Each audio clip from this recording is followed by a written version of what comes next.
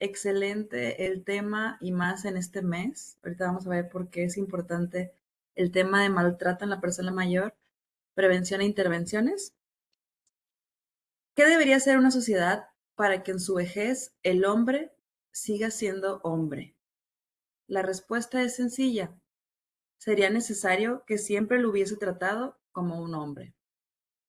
Simone de Beauvoir, feminista, y hablando de que para que una sociedad siguiera viendo a la persona como persona, pues hay que tratarla como tal, ¿no? Y pues, ¿cuál es la definición de maltrato? El maltrato se define como una acción única o repetida o a la falta de la respuesta apropiada que ocurre dentro de cualquier relación donde existe la confianza. Y esto va a producir daño o angustia a una persona mayor. Esa es la definición de la Declaración de Toronto para la Prevención Global del Maltrato. De esto es del 2002, esta definición. ¿Y qué saco a relucir de ahí? Persona mayor.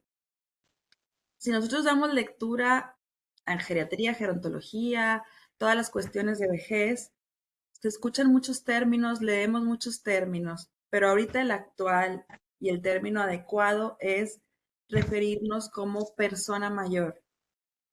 Adulto mayor, no. Adulta mayor, no. Jubilado, pensionados, abuelitos, abuelitas, no.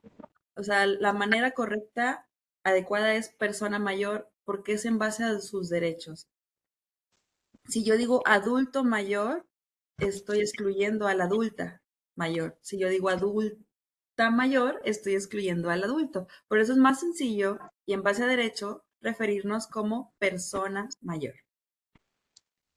El maltrato en la vejez se define como una o varios actos repetidos que le causan daño o sufrimiento a una persona mayor. También a la no adopción de medidas apropiadas para evitar otros perjuicios. Esa también es una definición de la OMS.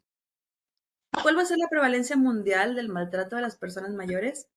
15.7%.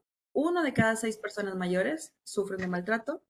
El maltrato es un tipo de violencia que constituye una violación de los derechos humanos. Es un problema importante de salud pública. ¿Y cómo andamos en México? Pues bueno, la prevalencia de maltrato es del 32.1%. Es más frecuente el psicológico en un 28.1%. Casi el 58% de los encuestados informa haber sido víctima de un tipo de abuso, pero el 34% dice que de 2 y el 8% de 3 o más. Voy a compartir algún tipo de información de la encuesta estatal sobre envejecimiento activo en el estado de Nuevo León. Y esta es una encuesta que se hizo en el 2021 y el 7.6% de las personas mayores declararon que han presentado algún tipo de violencia. Los principales tipos de violencia en las mujeres, personas mayores, son despojo de bienes, violencia física y agresión verbal. Y este dato también es muy importante. El 37.4% de las personas mayores no sabe a dónde dirigirse en caso de maltrato, violencia, abandono o abuso. Y pues, ¿cuáles son los tipos de maltrato? Porque hace un momento decían, no, pues un tipo de maltrato, dos tipos de maltrato, tres o más.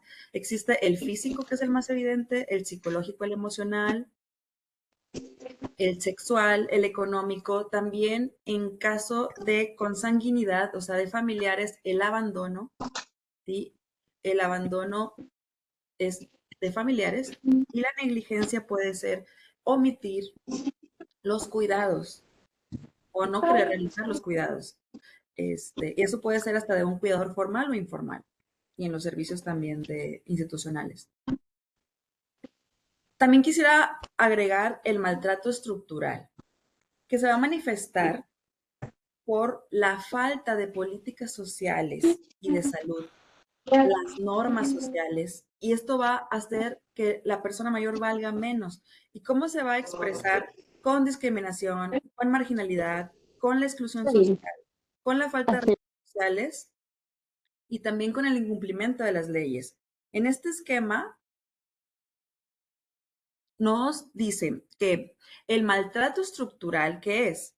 Es la estructura de la sociedad, ¿sí? Cómo está formada la sociedad mediante normas legales, sociales, culturales, económicas, cómo actúan en trasfondo, y esto puede ocasionar formas de maltrato por falta de políticas de recursos sociales de salud, por normas que desvalorizan la imagen del adulto o por el mal ejercicio o incumplimiento de las leyes que existen.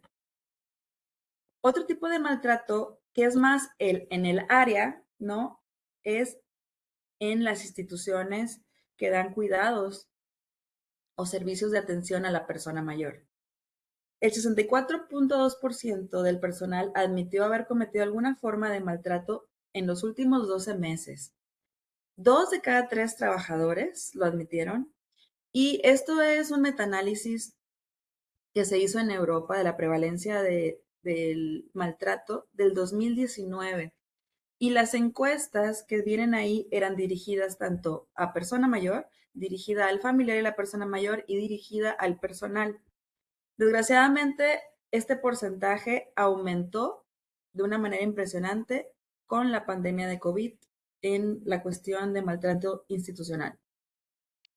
¿Cuáles son las acciones de maltrato o discriminación a las personas mayores dentro de las instituciones de cuidado, llamándoles centros de día, eh, hospitales, a primer nivel de atención, todos los centros que existen de modelos asistenciales? Bueno, el uso de medidas de sujeción física o química, sabemos que también se puede sujetar o tener con un uso excesivo de psicofármacos para que la persona esté sin agitación. Tendencia a la obstinación terapéutica, encarcelamiento terapéutico, diagnóstica, que se le niegue la asistencia o que se limite los servicios por cuestión de edad. Es decir, no, usted ya no está para operarse, no, por su edad ya no tiene caso que le demos ese tratamiento o no se le ofrece nada por la edad. El retraso de la atención por parte del personal de salud, decir, bueno, pues si tenemos una persona mayor muy enferma y tenemos aquí un niño, pues mejor al niño. Ese tipo de cosas, todos son personas, por eso es importante el utilizar persona mayor, todos son personas y todos tienen el mismo valor. Aquí les pongo una imagen de Dominga Habla Sola, que es una caricatura que siempre se ha dedicado al activismo en favor de las mujeres y del envejecimiento. Y aquí se ve en la imagen, como dice Dominga, que con los años me empiezan a doler muchas cosas, pero lo que más me duele es que me ignoren. Y pues el profesional de la salud, ya saben, este, sin mirarla a los ojos, sin escucharla y sin ponerle atención, que es lo que sabemos que no debemos de hacer. Todas las imágenes negativas, todos los estereotipos y los prejuicios que se tienen para las personas mayores afecta en el sistema de salud, ¿sí? Porque esto puede hacer que los prestadores de servicios demos sobreprestación de servicios. Bueno, déjenme, le voy a dar este medicamento y este y este y este y este y este, y le voy a pedir sus exámenes porque seguramente vamos a encontrar algo y ahora vamos a pedir esto. O sea, también excedernos en la prestación de servicios por pensar que siempre va a salir algo mal, esta persona seguramente tiene algo, entonces tampoco es esa manera porque estamos realmente discriminando a la persona en ese tipo de cosas. La infantilización, esto es muy común que se le refiere a la persona como abuelito, abuelita o con diminutivos, Juanito, Juanita. Si a la persona le gusta que le llamen de esa manera, está perfecto, pero si a la persona no le gusta que le llamen de esa manera, no podemos caer en el paternalismo como prestadores de servicios, la condescendencia, el ay, ¿no? Ese tipo de cosas son discriminación y la invisibilización. Las estadísticas que les comenté sobre el maltrato, pues la verdad están muy alejados de la realidad. ¿Por qué? Porque no hay denuncias. ¿Quiénes deben de denunciar? Pues la persona que está sufriendo el maltrato, las personas que sospechan de maltrato, que podemos ser nosotros como personal de salud, los familiares, cualquier otra persona que observe algún tipo de acción de maltrato, y la ley nos da ese deber de denunciar cuando estamos sospechando sobre esto. Y la otra es, pues hay poco interés en este tema, pero en el tema de maltrato no nada más, sino en el tema envejecimiento, en el tema vejez, en el tema personas mayores. El maltrato es un problema que se puede presentar, la verdad, en cualquier etapa de la vida. Es en personas vulnerables. ¿Y qué quiere decir persona vulnerable? Pues que tiene riesgo de ser discriminada, y sabemos que por género, por edad y por condición física puede ser vulnerable. ¿Cuáles son los factores de riesgo para la persona mayor de sufrir maltrato? Es bien importante que lo tomemos en cuenta, porque de estos factores de riesgo que les voy a comentar, de aquí son la prevención, de aquí es la intervención, ¿sí? Si sabemos que una persona mayor con dependencia funcional va a tener mayor riesgo de sufrir maltrato, pues hay que rehabilitar, hay que prevenir, ¿sí? La dependencia funcional, el deterioro cognitivo, la conducta agresiva, insuficiencia de recursos financieros también se puede prevenir. Tal vez no nos toca a nosotros, pero también se puede prevenir mediante políticas, legislaciones, esto es más del Estado. Una enfermedad psiquiátrica, tenerla controlada, tenerla estable, el género femenino, la edad avanzada, el aislamiento social y una historia familiar de violencia. Por eso les comentaba yo que es muy importante agregar en todas nuestras actividades y en nuestro calendario de promoción de la salud el 25 de noviembre, porque el 25 de noviembre es la conmemoración del Día contra la Violencia a las Mujeres, y aquí el colectivo de personas mayores, de mujeres mayores, está muy invisibilizado. Entonces, es nuestra obligación empezar a hacer algo para que esto se vea, porque la mujer, simplemente por el hecho de ser mujer, tiene este factor de riesgo. Se enfrenta más a la pobreza porque tiene menos oportunidades de trabajo, tiene doble o triple carga de esfuerzos, cuidan el trabajo, cuidan el hogar, cuida a nietos. Entonces, es una doble carga de esfuerzos, y obviamente el monto de las pensiones en las mujeres es muchísimo menor.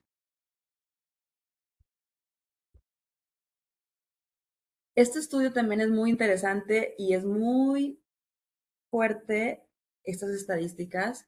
Estas son de la Cruz Roja de Europa y dicen, el estudio sobre las mujeres mayores de 65 años víctimas de violencia de género realizado por la Cruz Roja fue que 40% de las mujeres encuestadas lleva 40 años y más sufriendo violencia, y el 27% lleva entre 20 y 30 años de violencia. Son muchísimas, es una vida larga de violencia para las mujeres. Por eso hay que trabajar muchísimo en la prevención, trabajar muchísimo en la intervención y sobre todo en la difusión. Porque es lo que les decía, la condición de salud que tenga, la edad que tenga, la apariencia física, todavía si le agregamos algún otro tipo de discriminación como una diferente preferencia sexual, que tenga discapacidad, la raza, el origen étnico, la nacionalidad, el género, ¿sí? Entonces es un acúmulo de discriminación a lo largo de la vida de estas mujeres. Y ahora nos vamos con los factores de riesgo del cuidador y maltratador. Le puse así porque en la evidencia o en las recomendaciones así viene, pero realmente recordemos que si estamos pidiendo respeto, el respeto tiene que ser para todos y el lenguaje es muy importante. Aquí lo ideal es decir persona que cuida, persona que maltrata, ¿sí? No etiquetar como el maltratador, el cuidador, por eso siempre etiquetar como el diabético, la diabética, no, la persona con diabetes, la persona con hipertensión. Pero bueno, para no alejarme, factores de riesgo, de la persona que cuida, pues sabemos que la sobrecarga, colapso del cuidador, que tenga alguna enfermedad psiquiátrica o problemas psicológicos, que tenga abuso de sustancias, dificultades financieras o desempleo. ¿Por qué es importante otra vez que nos fijemos en los factores de riesgo de la persona que cuida? Porque de aquí viene la prevención y la intervención, ¿sí? Y los factores de riesgo de maltrato institucional, pues que las personas profesionales de la salud que cuidan o que están enfrente de un servicio de atención a personas mayores no tengan una adecuada capacitación, que no tengan experiencia, ¿sí? Y que no se le haga supervisión de los cuidados, que haya escasez de personal, que haya salarios bajos, que haya síndrome de fatiga laboral, transferencia negativa del personal. Entonces, eso es muy importante también para actuar. Recuerden que esta plática, más que de conocimiento, es de reflexión y de acción. ¿Cuál es una de las recomendaciones que vienen en las guías de práctica clínica para cuestionar a la persona si sospechamos de maltrato? Pues estas 9 preguntas. De estas 9 preguntas, si una sola sale positiva, vamos a sospechar de maltrato, porque realmente no hay una evidencia de que las demás escalas de maltrato funcionen, son muy largas, duran más de 45 minutos y realmente no hay evidencia factible. Pero en sí nos da como recomendación para que también lo tengamos ahí muy cerca, que es alguien en casa le ha hecho daño, alguien le ha tocado sin su consentimiento, le han hecho hacer cosas que no quiere hacer, alguien ha tomado sus cosas sin consentimiento, alguien lo regaña o lo amenaza, ha firmado algún documento sin saber lo que era, le tiene miedo a alguien en su casa, pasa mucho tiempo solo, alguna vez ha dejado a alguien de ayudarlo o cuidarse cuando ha pedido ayuda. Entonces, con una sola respuesta positiva, sospecharíamos de maltrato. Bueno, aquí también les comparto el violentómetro que se utiliza en el Instituto Estatal de las Personas Mayores para que las personas mayores identifiquen lo que es signos de alarma de violencia. Esto, la fuente de este violentómetro de las personas mayores es de la Secretaría de Salud de Hidalgo y pues está autorizada su distribución y difusión. Y aquí podemos observar como si fuera un termómetro y en el violentómetro viene en amarillo, cuidar de los nietos sin su consentimiento, juzgarte por tus creencias y que te traten como niña o como niño, que es la infantilización, que no lo llamen por su nombre. Eso ya es, recuerden que tiene que ver mucho el trato, ¿verdad? El que te sientas mal, el que te aflijas simplemente por cómo te tratan, también es maltrato. En cuidado es que te oculten información, que te humillen, que te exhiban en público, que te prohíban hablar o que opines. Una alerta importante para las personas es que te quiten tus cosas. Yo lo hablo como viene aquí porque es dirigido a las personas mayores, ¿verdad? Privarte de cuidados o medicamentos, que interfieran en tu testamento, que hagan uso de tu dinero y lo peligroso, pues obviamente eh, lo físico, lo sexual, que los amenacen de enviarlos a algún lugar, que los abandonen, pues ya el homicidio, feminicidio. Yo estos siempre lo tengo en mi escritorio y tengo algunos más para poder compartir. Y en la parte de atrás vienen la información de contacto, esto es pues de Nuevo León, pero si gustan también les puedo pasar este documento. Ya hicimos las preguntas y ya sospechamos de que la persona mayor está sufriendo maltrato. ¿Cuál es la recomendación según la guía? Aplicar las 3 R's. Reconocer los factores de riesgo, el tipo de abuso o maltrato, los signos y síntomas de maltrato, que no voy a hablar mucho en esta plática sobre los signos físicos, psicológicos, los síndromes geriátricos que pueden estar aquí, porque pues eso como que es más común. Quisiera hablar más de lo social. Responder, que es la otra R, que es realizar una valoración clínica exhaustiva, hablar con trabajo social y revisar cómo están las leyes si desconocemos sobre este tema para actuar. Y la otra que es muy importante que yo les decía, denunciar, hacer el reporte, informar al paciente de la intención que se tiene de reportar, determinar si se debe derivar el caso a una instancia legal, documentar el caso, involucrar a un organismo local y protectores. Aquí es muy importante que conozcamos cuáles son todos los activos sociales que tenemos. Por ejemplo, aquí en Nuevo León existe la Procuraduría de Defensa del Adulto Mayor, la Comisión Estatal de los Derechos Humanos, el DIF y muchas otras instancias. En cada ciudad, en municipio más bien, o estado, pues cambian, pero es muy importante que sí tengamos estos organismos locales protectores para poderlos compartir y poder hacer la denuncia adecuada. Aquí les puse este algoritmo que está modificado, pero es de 1996, porque me llama la atención que aquí ya viene cuando se confirma el abuso, ¿sí? Si el paciente acepta o si el paciente no acepta, ¿sí? Ese es el algoritmo. Y si el paciente acepta los servicios, tenemos que especificar las intervenciones, tenemos que educar al paciente sobre lo que está pasando, la severidad del problema. Se tiene que hacer un plan de seguridad, ¿sí? Implementar un plan de seguridad. Aquí viene un hogar seguro, que tenga un hogar seguro, la corte, admisión a hospital. Pero estamos hablando que esto es de 1996. Eh, referir al paciente con algún miembro de la familia o alguna red de apoyo. Y cuando el paciente no acepta o no tiene la capacidad, aquí de igual manera se tiene que dar aviso, ¿verdad? A las autoridades correspondientes y buscar un tutor y todo ese tipo de cosas que se tienen que hacer, pero sí se deben de hacer y sí es responsabilidad de nosotros. Acá adelante les voy a poner más intervenciones, como quiera.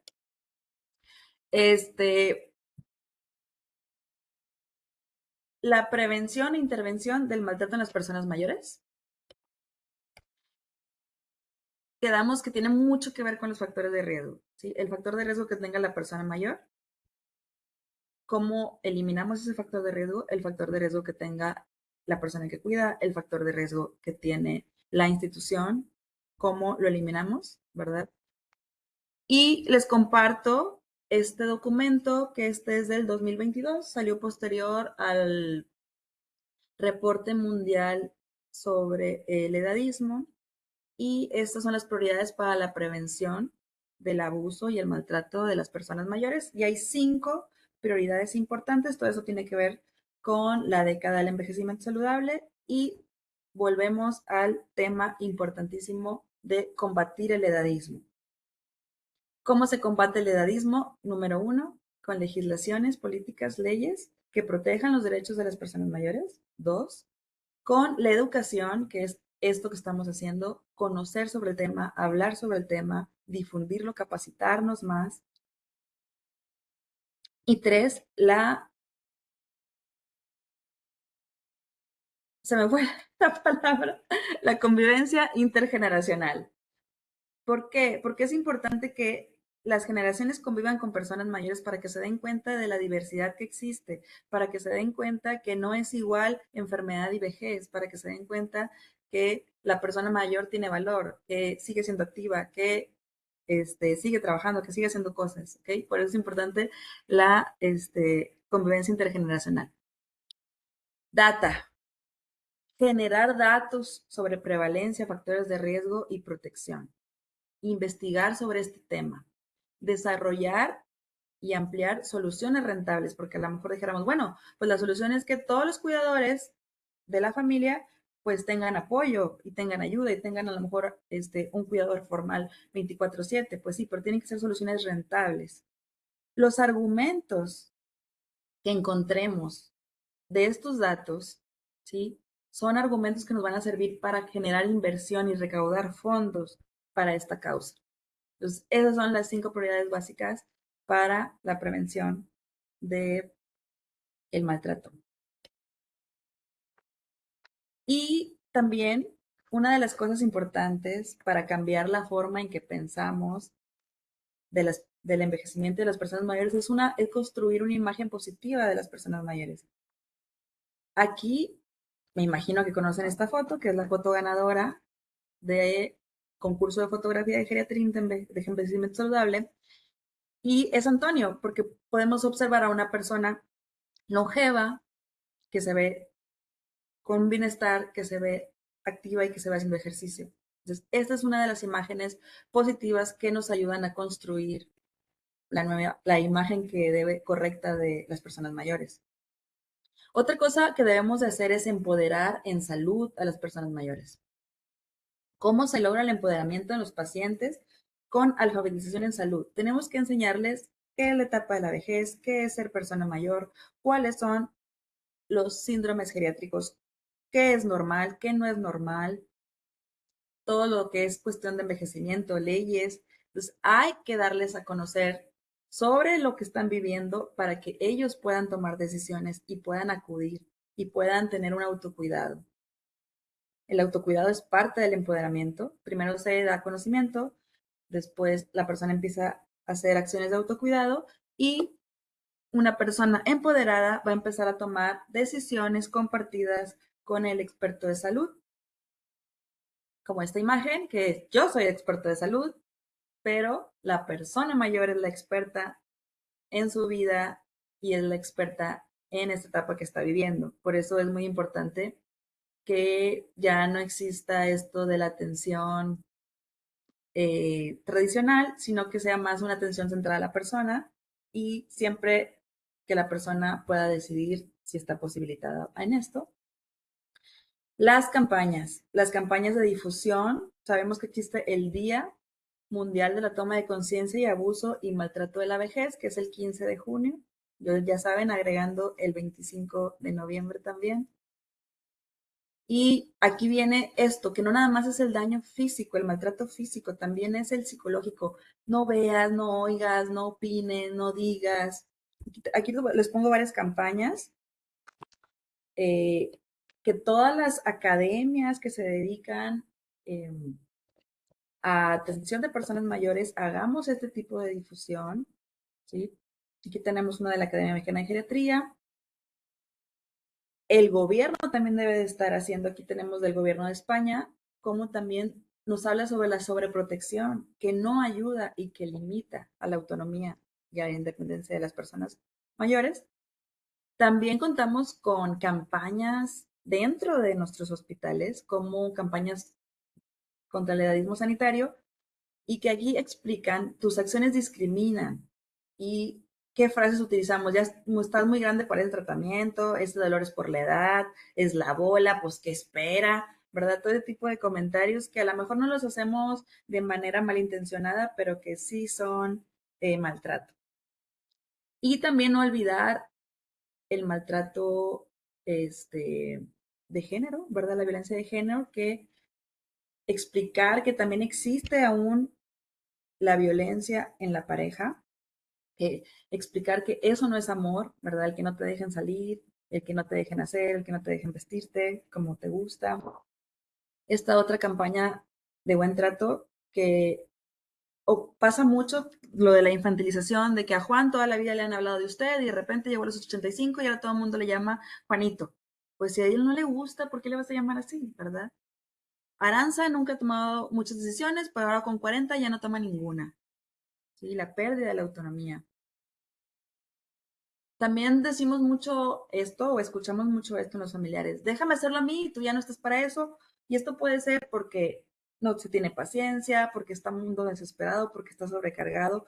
Igual, a lo mejor en la atención, en los cuidados, la persona está tratando de poner la bata en el hospital. No, ya a ver, ¿no? O sea, ese tipo de cosas. Hay que evitar subestimar a las personas. Aunque no lo sepamos, esto también es maltrato. Esto también que damos por hecho que la persona mayor no tiene nada que hacer, que la única responsabilidad es ver por los demás.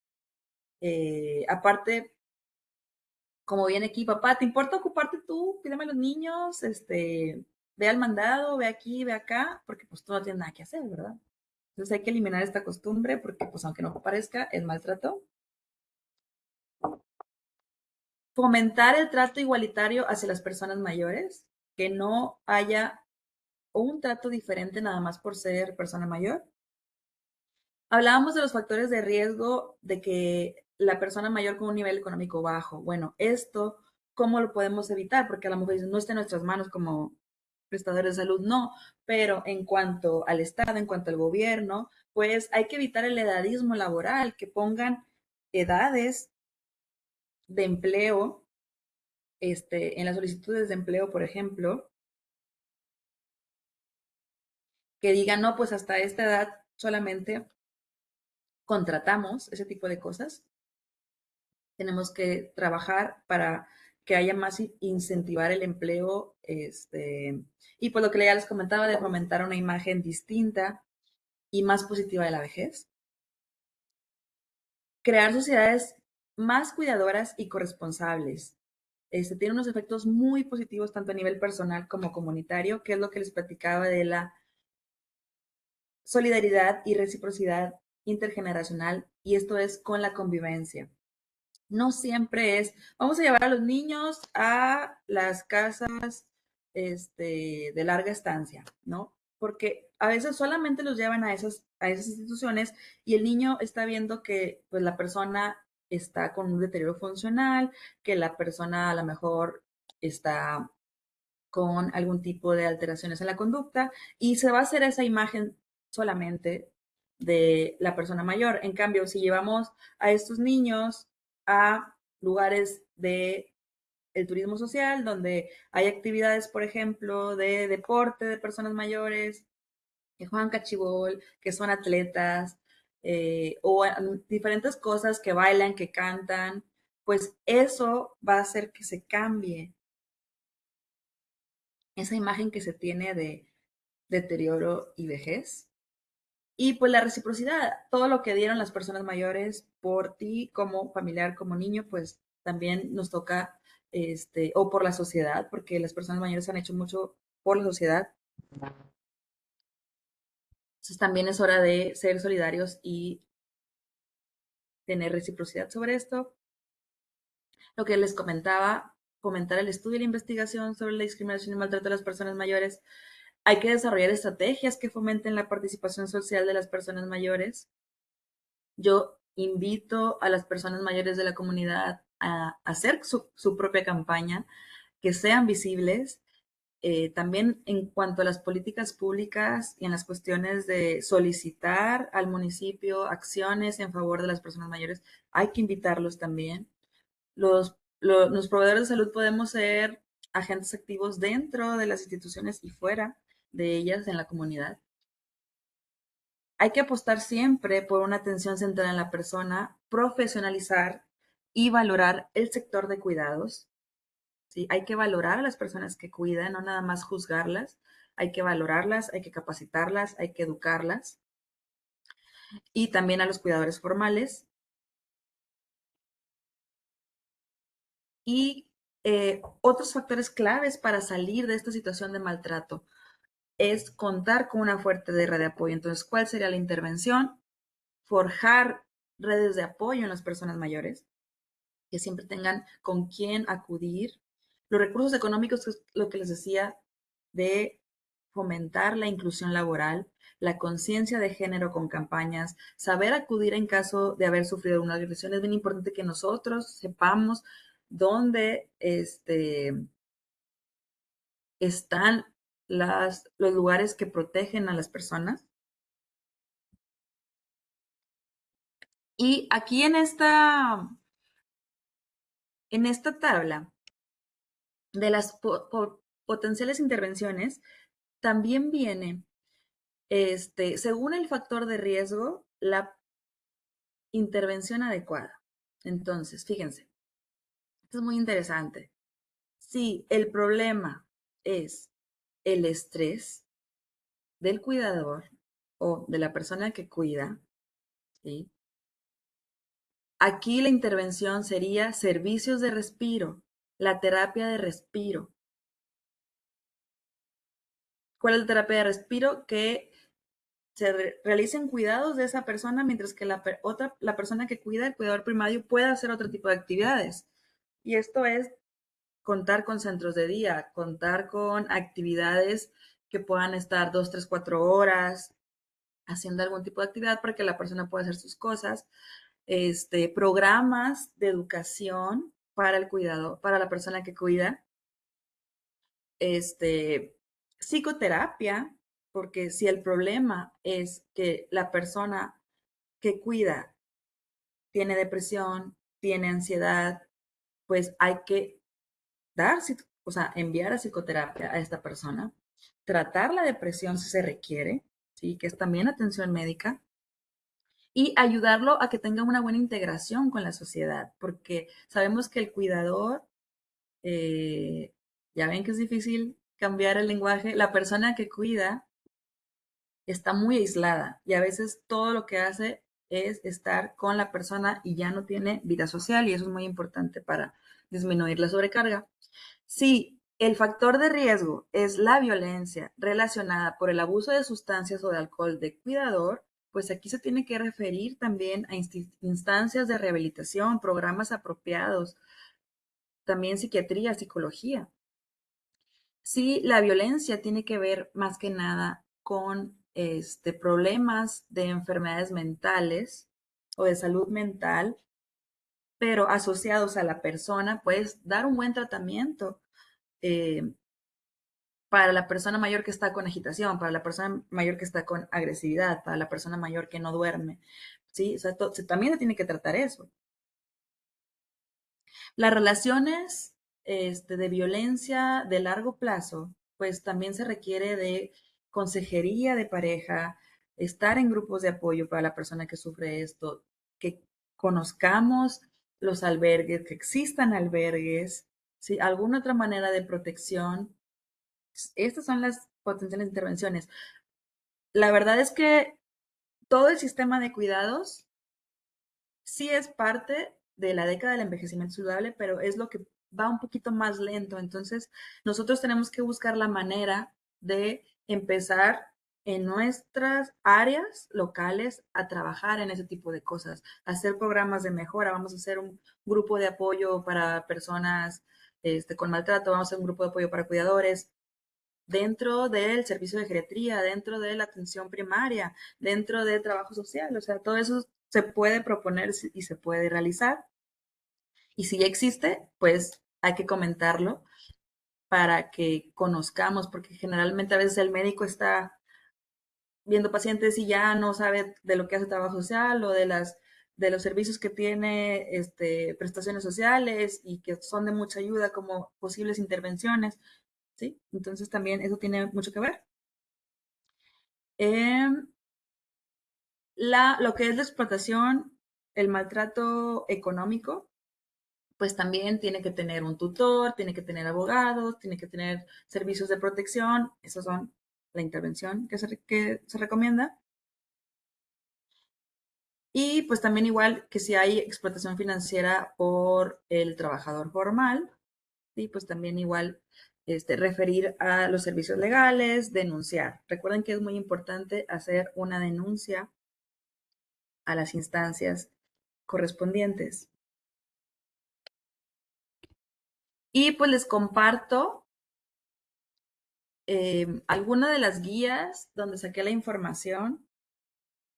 Escribir sin edadismo, escribir con geroactivismo, de la Fundación Geroactivismo. Una de sus fundadoras es la neuropsicóloga y gerontóloga Agnieszka Bosanic. Guía de práctica clínica de buen trato de las personas mayores de la Sociedad Española de Geriatría y Gerontología. También la guía para comunicar responsablemente hacia y sobre personas mayores. Esta me gusta mucho porque vienen, esta imagen sí se recomienda, esta imagen no se recomienda, esta narrativa se recomienda, esta no se recomienda, viene como un semáforo. Y la guía de práctica clínica de detección y manejo de maltrato en el adulto mayor está actualizada del 2013. También de ahí son muy buenas las evidencias y las recomendaciones que están agregadas en esta presentación. Y pues, ¿cuál sería la conclusión? La conclusión es que es tarea de todos. es tarea de los familiares, es tarea del Estado, del gobierno, es tarea institucional, es tarea como prestador de servicios, es tarea como persona mayor realizar acciones para prevenir el maltrato, desde lograr una salud lo más buena que se pueda. Otra cuestión, el apoyo a las personas que cuidan, crear espacios de respiro, que son las terapias de respiro, que si nosotros sospechamos de maltrato, no nos hagamos de la vista gorda, porque aquí es una cuestión de ética, pero también es una cuestión de que dices tú, es que también hay gente que puede dañarme o puede ir a buscarme, o me han contado muchos casos de ese tipo, de que es que yo denuncié y los familiares me persiguen y han ido a mi casa y, o sea, entonces por eso hay que hacer las cosas con toda la capacitación, con todo el conocimiento y con todas las instancias como debe de ser, para no tener miedo, porque siempre se va a tener miedo a denunciar, pero pues para eso es la sensibilización, la concientización sobre este tema y el empoderamiento. El empoderamiento también es para nosotros y qué mejor que tengamos una Navidad llena de regalos como los derechos humanos, donde las personas mayores tienen dignidad y que poco a poco entre todos los servicios de salud, porque no nada más es el área médica, es el área social, es enfermería, es farmacia, todas las áreas.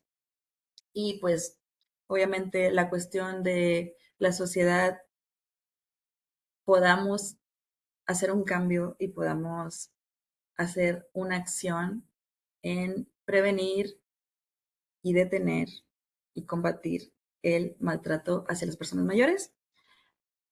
Y pues yo creo que eso es todo. Si alguien tiene alguna duda, me gustaría mucho comentarios. Si han tenido alguna situación de este tipo. Si ustedes brindan algún servicio especial en su área de trabajo, ¿sí? Si tienen algún programa para que se dé a conocer. Y pues muchas gracias. Les comparto mis redes sociales y mis contactos. Muchas gracias, doctora. Excelente ponencia, muy pertinente el tema. Sí tenemos comentarios de los asistentes. Empezamos con el doctor Juan Pablo Ledesma. Nos dice, ¿cuáles serían algunos consejos para promover el buen trato a los mayores? Un momentito, estoy tratando de dejar de compartir. Sí, Listo. déjame ver si Sí, ¿verdad? A ver, sí, díganme si ya. listo. Ok. ¿Me repites por favor la pregunta? Sí, ¿cuáles serían algunos consejos para promover el buen trato a los mayores? Bueno, en cuanto dirigido a la persona mayor, eh, quitar todos los pensamientos, estereotipos y prejuicios que se tienen a sí mismos. La persona mayor, de por sí la sociedad le está diciendo que vale menos, ¿verdad? Porque pues es una construcción social. Nosotros tenemos que empoderar a esta persona para que tenga voz, para que no se deje, para que denuncie y para que tenga una participación social. Es muy importante que las personas empiecen a participar. Qué maravilloso sería que hubiera un colectivo de personas, de mujeres también, de personas mayores contra la violencia, de personas, de mujeres contra el maltrato, ¿verdad? Pero eso tenemos que apoyar nosotros en el empoderamiento y por eso les comentaba Creo que tenemos que un... esto es maltrato, ¿no? Esto no se me debe de hacer. Yo en el violentómetro, ¿verdad? O las estrategias que ustedes tengan, dice que esto no debe de pasar, ¿sí? Entonces, aquí la manera es que ellos mismos detecten que están siendo maltratados, empoderarlos y capacitarlos. Yo creo que eso sería lo mejor y pues nosotros podemos hacer todo esto con campañas y con educación. Muy bien, doctora. Nos dice María Lupita, así dice su usuario. Dice, ¿hay alguna diferencia en los cuestionarios o cómo sería la evaluación en personas con demencia? Sí, esta recomendación va dirigida a una persona que sí es capaz de decírtelo, ¿verdad? En cuanto a una persona que no, aquí vamos a ver más los signos, tanto físicos como psicológicos, como la negligencia, como oye, esta persona pues está citada y tiene 5 citas sin venir, ¿no? Oye, esta persona cada vez que viene la veo desalineada, la veo desnutrida, entonces nosotros tenemos, es una manera distinta de sospechar el maltrato, ¿no? Se puede decir que es una manera más visual o en cuanto a pensar en la negligencia, ¿sí? Y en el abandono de los familiares hacia esta persona. Pero así que tú le puedes hacer el cuestionario, pues no, porque no va a funcionar, depende del deterioro que tenga. Muy bien. Fernanda Hernández nos comenta, ¿qué sucede? Nos pregunta, ¿qué sucede cuando la persona mayor no quiere denunciar a su hijo que le genera violencia física y económica? Bueno, la persona, como les decía en uno de los algoritmos, decía, yo no quiero denunciar o yo no soy capaz de denunciar porque, como lo comentaban aquí, por la demencia que tiene esta persona. Nosotros debemos hacer el reporte, ¿sí? ¿Qué se vaya a hacer, qué instancias se vayan a hacer, ya no nos corresponde a nosotros, ¿sí? Eso ya le va a corresponder a el área legal, ¿ok? Pero si nosotros no reportamos, si nosotros no denunciamos, no estamos cumpliendo con lo que la ley dice, ¿sí? Entonces ustedes deben de hacer su reporte, deben de hacer su denuncia.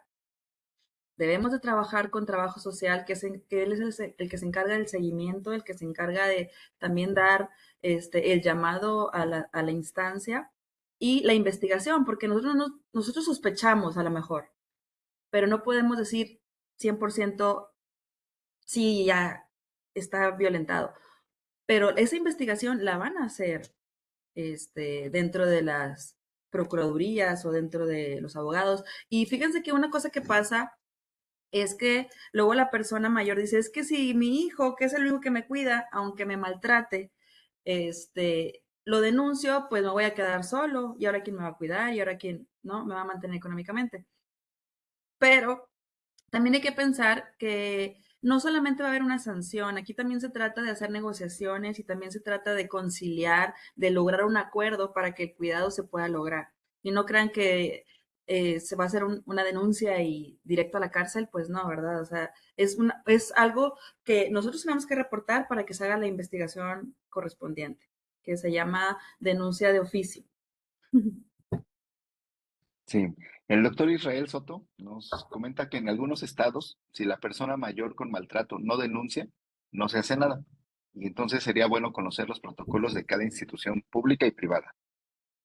Sí, esa es la cuestión, que la ley del INAPAM, esa es la que comenta, que es deber de nosotros como proveedores o es más, como una persona que se da cuenta de maltrato, de denunciar, ¿sí? Pero sí, existen estados que tienen diferentes leyes, existen municipios que tienen diferentes leyes, pero pues existe, recuerden la Convención Interamericana de los Derechos de las Personas Mayores que ya fue aprobada en México y existe la ley dentro de la Constitución este, en favor de los derechos de las personas mayores y pues habrá que preguntarle a un abogado experto en vejez también todas estas instancias, pero la recomendación en la evidencia y la recomendación en todas las guías es la denuncia. Muy bien, aquí nos preguntan cuántos días deben de pasar para que se considere abandono de un paciente hospitalizado. Bueno, el concepto de abandono no es en tiempo, ¿sí? El concepto de abandono es simplemente con que la persona no se haga cargo de los cuidados, ya sea dejó de irlo a visitar, no le lleva los medicamentos que tenía en casa, mm, lo fue a dejar a un centro de día y ya no fue por él, o sea, pero realmente es el acto, acuérdense que es el acto, aunque sea una sola vez, aunque sea unas horas, pero que tú digas, bueno, oye, este, le llamamos o el paciente siempre está solo, o sea, eso es lo que implica el abandono, ¿sí? No, no es más que nada en tiempo, pero si alguien tiene otra respuesta, pues también estoy abierta porque pues eso ya es más una cuestión también legal. Nancy Martínez nos comenta, como personal de salud, creo que lo primordial es no juzgar ni al paciente ni al cuidador.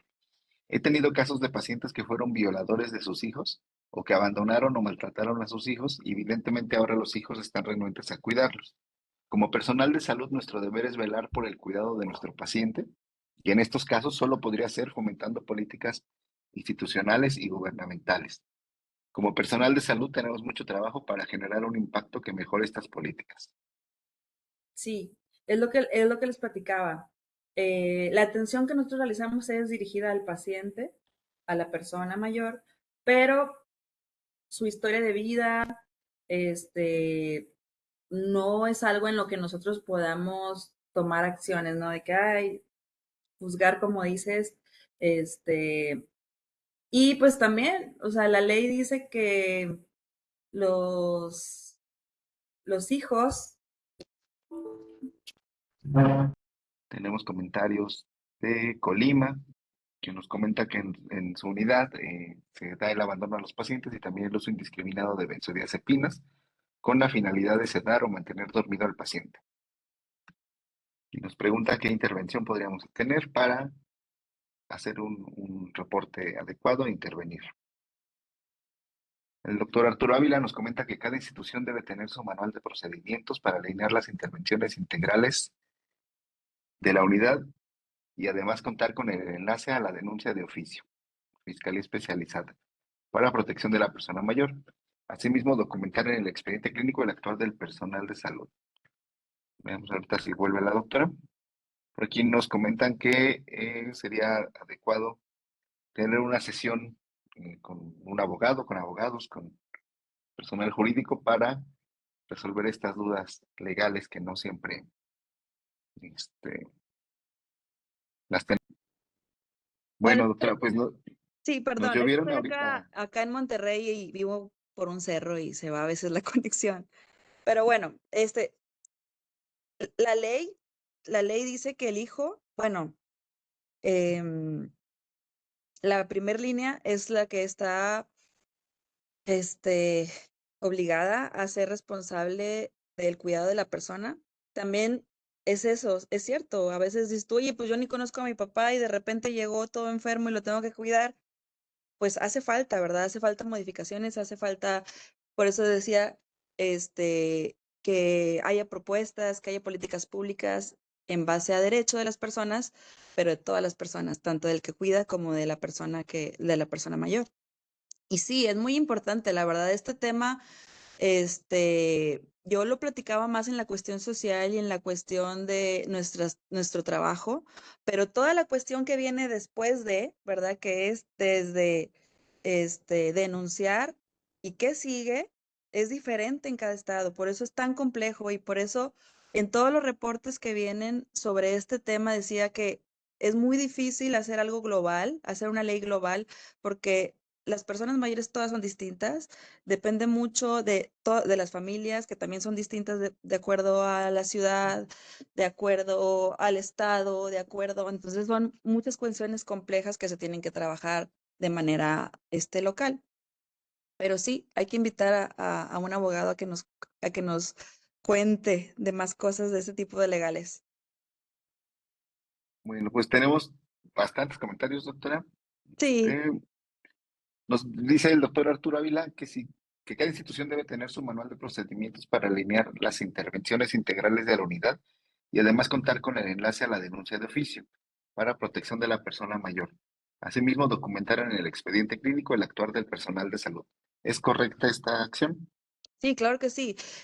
Aquí lo importante es que tengamos este conocimiento de estos manuales, porque a veces, desgraciadamente, por ejemplo, yo que estoy en primer nivel, ya lo que quieres es poder alcanzar a ver a las personas mayores y, ay, sospecha de maltrato, trabajo social, adiós. No, no es así. Sí, tenemos que conocer este tipo de manuales, tenemos que conocer todo lo que se debe de hacer de acuerdo a lo que ya está escrito y toda la evidencia que existe. Y sí, pues va a ser diferente en cada estado, en cada unidad, pues sí, más bien en cada sistema de salud. Pues muy bien, doctora, ya estamos en tiempo. Tuvimos casi 200 asistentes, muchos comentarios. Algunos se nos quedan aquí. Felicidades. Senia Cantú le dice muchas felicidades, muchas gracias. Este, Finalmente, pues creo que el primer punto para este problema que requiere atención interdisciplinaria, porque escapa de nuestro actuar único como proveedores personal de salud, es justo esto, enunciarlo, ¿no? Ponerlo en la mesa de la discusión para llevarlo a las diferentes instancias donde se tenga que hacer gestión, diálogo, publicar. Esto del violetómetro me parece fabuloso, pero pues bueno, queda abierto el tema, es un tema álgido en nuestra sociedad que pues tenemos que atacar en conjunto, ¿no? Sí, recuerden que lo que está en nuestras manos, a lo mejor no, desgraciadamente, pues no es la cuestión legal de hacer leyes y políticas públicas, pero sí podemos ser agentes de cambio.